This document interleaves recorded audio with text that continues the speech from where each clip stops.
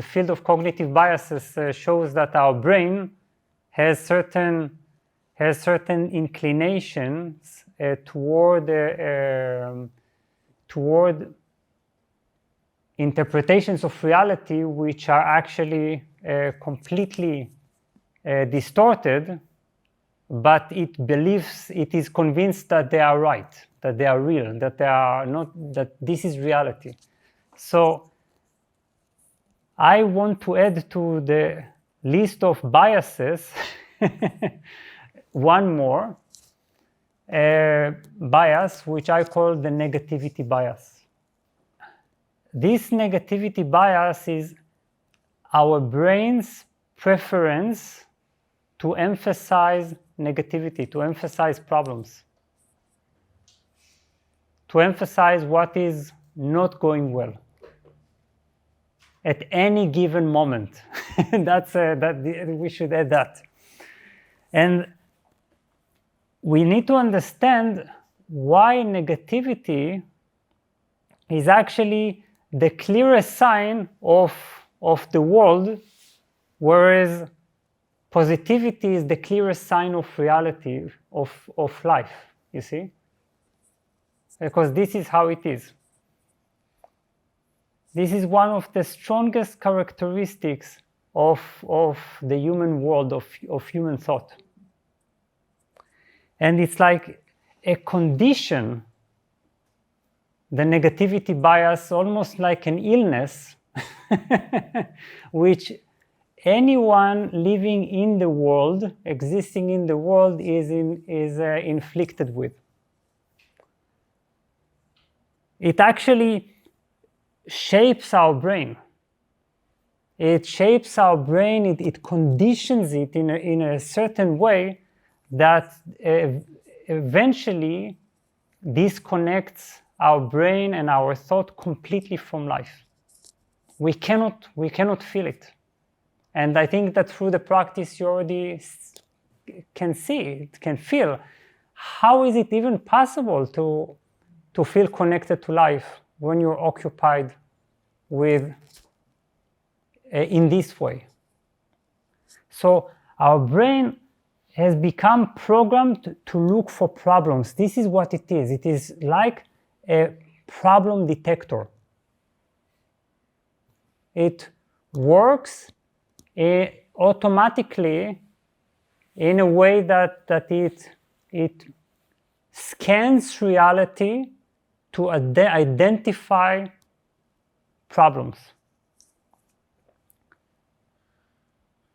Now, the reason for that is actually very beautiful. The beginning of the brain was very useful, because what differentiated the human brain from let's say the animal brain was that it could begin not only to notice problems or to notice dangers, but also to anticipate them, and also on the long run, in long-term plans, you see? It could begin to look ahead and to make conclusions, to draw conclusions from certain situations and say, okay, so this we shouldn't do from now on, and we will find another path. We will look for very cautiously for the circumstances that keep the organism most protected.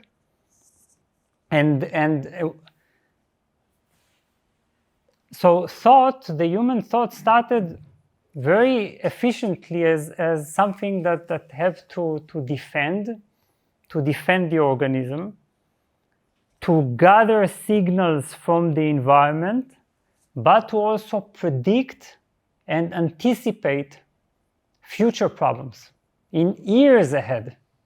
This has gradually taken place. So what is the result? Even when everything is great, right now everything is great now, and most of the time in our life everything is great. Most of the time in our life everything is great. Most of the time in our life, 90% of everything is great. How come we can't experience it, you see? We are actually showered, we are bombarded with positivity, with beauty, with grace, with good reasons for appreciation. I told you write 5. Even you could have even written 100 easily if you had simply focused on that for 15 minutes. It's endless, it's overwhelming. But the brain is now so obsessed that even if everything is great, it looks for even a slight imperfection, something to worry about, something to be anxious about, and it becomes even suspicious when everything is great, you see? What is wrong? Something must be wrong if everything is great. So we understand this brain strategy. It's all about being really fundamentally terrified of deep positive states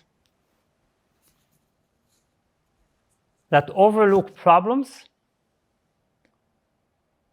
But we also know that we have tried this strategy for so long, for so many years, and the only thing that it has given us is that it has weakened our life force. It basically what it does, it robs the joy of the sacral chakra. It depletes this, and then when we need energy, we don't understand where is it. I don't understand, why am I so exhausted? Why am I so exhausted? You see? It's obvious why we are so exhausted.